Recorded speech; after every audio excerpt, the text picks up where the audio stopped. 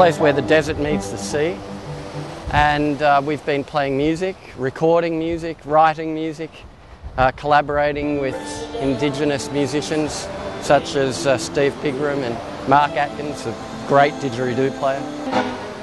We've got members of the Australian Chamber Orchestra here. We've got some of the world's best friction-free surfers, as in Derek Hynd and Burch, riding surfboards without fins and showing that you can be creative with all sorts of equipment, surf equipment.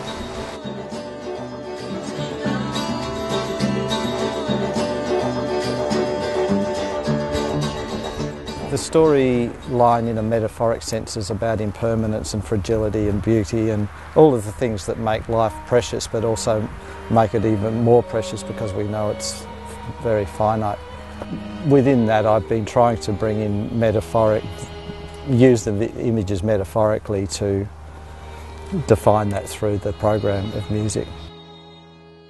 And the concept is that we build this day in the life of our activities here, from a time lapse of the sun rising in the east through to the chill of the desert wind, the desert offshore wind in the early morning. Then about now the sun really starts to bake the sand and you feel the arid harshness of this landscape. And then once the sun starts setting, you feel the cold, the desert cold come in again, and then the stars come out and there's no sight as stars out here in the desert.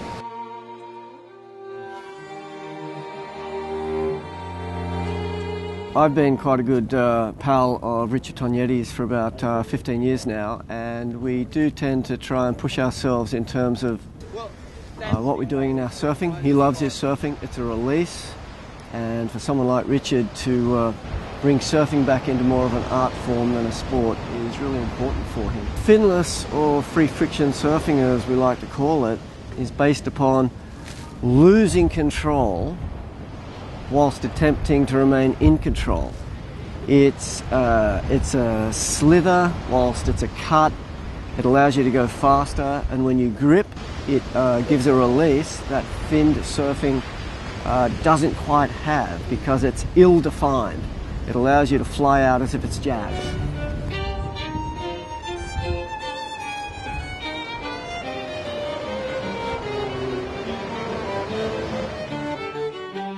Some of us also ride with fins, I do, but Derek is completely pure and never rides with fins. And yesterday he went out on one of the heaviest breaks that you'll find anywhere in the world. A lot of people just say it isn't even surfable, and surfed it without fins. It was a death-defying act. Why do it without fins? Because of the liberating feeling that comes without fins, the different momentum you have, the glide that you get, and because it's different, and above all, it is the pursuit of happiness. It's fun because you're slipping along the wall and you never know what's going to happen, but sometimes you go sideways and you can drift, and other times you go backwards and spin around and around. It's really different.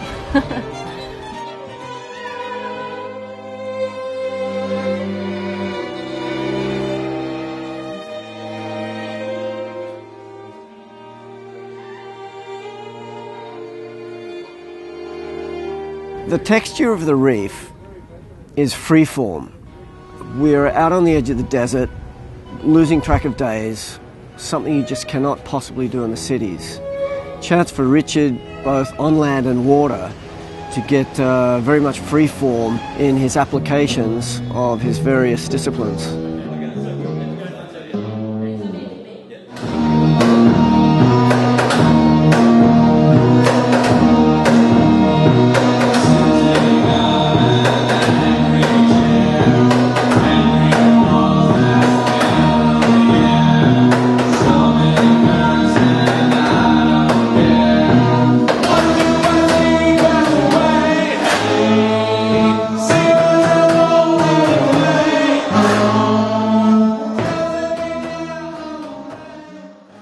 To bring this footage to light is Well, we certainly got an eclectic playlist from Beethoven and Ligeti through to Alice in Chains and Pete Seeger. We have singers from within the group. Satu Vanska is going to sing, and we've got singers, an unlikely motley crew who've come from as part of the Surfers, who are going to sing the Alice in Chains songs.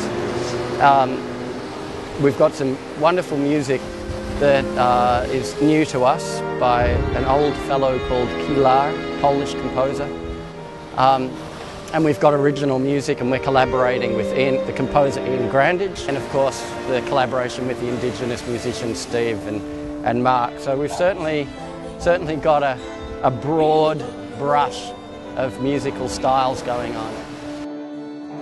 Where have all the flowers gone?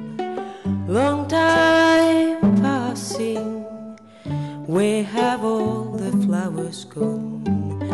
Long time ago. Where have all the flowers gone? Young girls pick them, everyone. When will they ever learn? When will they ever learn?